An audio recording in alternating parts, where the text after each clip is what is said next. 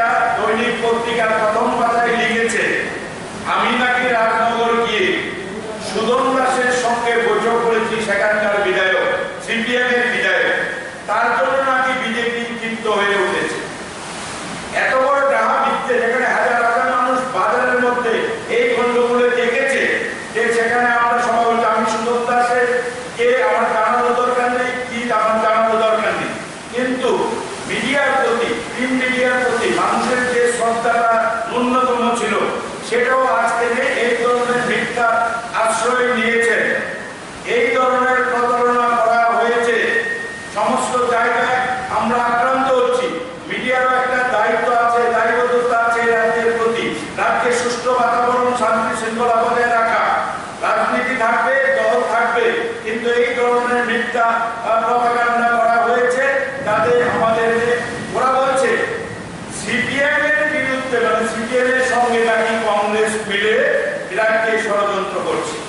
CPM এর সঙ্গে কংগ্রেস মিলছে। আমি চ্যালেঞ্জ করছি, মুখ্যমন্ত্রীকে জিজ্ঞেস করুন, উনি তো প্রথমে বসে এই রাজ্যের বিজেপির একজন কার্যকর্তা, একজন সামান্য গরিব কোনোরকম কার্যকর্তা, সে খ্রিস্টান প্রমুখই হোক বা কোনো কার্যকর্তাই হোক, কারণ কিছু বলেননি। প্রথম যে কাজটা করেছেন, উনি বিরোধী দলনেতাকে একটা প্রাসাদোপম বাড়ি দিয়েছেন, বিরোধী দলনেতাকে একটা দামি গাড়ি প্রেজেন্ট করেছেন মানিকবাবুকে। উনি বলেছেন, ওনাকে জিজ্ঞেস করবেন, আগের সরকারের যিনি ওএসডি ছিলেন, দিলীপ রায় নামটা বলতে হচ্ছে, উনি সমস্ত প্রশাসন পরিচালনা করতেন সিপিএম এর হয়ে।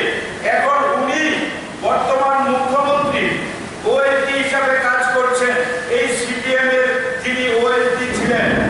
ওনাকে জিজ্ঞেস করবেন, রাজ্যে 40টা বোর্ড কর্পোরেশন আছে, 9টা বোর্ড কর্পোরেশনে মুখ্যমন্ত্রী পেটুয়ার রূপে বসিয়েছেন, বাকি 30টা বোর্ড কর্পোরেশনে এখনো সিপিএম এর আমলে যারা চেয়ারপারসন, ভাইস চেয়ারপারসন ছিল, তারাই এখনো বহাল তবিয়ত আছে। এখন আর লাঠিধারীরা সিপিএম এর সঙ্গে নেই। সেই জিন্সের প্যান্ট, লাল গেঞ্জি, লাল টুপিওয়ালা, সেই লাল ব্রিগেড, কাঁধে মোটা লাঠি, একজন তো দেখা যায় না। তারা কোথায়? তারা 3রা মার্চ ক্ষমতা পরিবর্তনের পর তারা সবাই গেরুয়া ব্রিগেড হয়ে গেছে, লাল ব্রিগেড থেকে। তাহলে সিপিএম কে, প্রশাসনে সিপিএম, কর্পোরেশন বোর্ডে সিপিএম, ওএসডি সিপিএম, সিপিএম এর মাফিয়া সব বিজেপি, সব সিপিএম এখন হয়ে গেছে বিজেপি। উনি সমস্ত সিপিএম নিয়ে সিপিএম আজকে উনি বলছেন কংগ্রেস তার লড়াই করেছে, কংগ্রেসের বিধায়করা খুন হয়েছে সিপিএম এর হাতে। কংগ্রেস লড়াই করতে করতে এই জায়গায় এসে আমরা সিপিএম এর সময় কংগ্রেস বা বিজেপি লড়াই করেনি। বিজেপির হয়ে যারা জাতীয় কংগ্রেস থেকে গিয়েছিল, তারাই বিজেপিকে, বিজেপি ভারতবর্ষে লড়াই সংগ্রাম আন্দোলনে বিশ্বাস করে না। কোথাও কোন রাজ্যে বিজেপি লড়াই সংগ্রাম আন্দোলন করেছে? ওরা ধর্মভিত্তিক একটা রাজনৈতিক দল, ওরা এইসব করে না। লড়াই সংগ্রাম করেছে এই রাজ্যের পরিবর্তনের প্রশ্নে।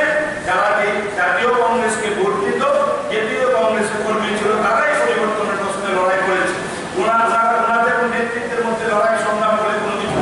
আজকে তাই এই ধরনের পরিস্থিতির সৃষ্টি করা হচ্ছে। আমরা এটা এই কারণে আজকে আমাদের পশ্চিমবঙ্গে বিদ্যাসাগরের মূর্তি ভাঙা হয়েছে।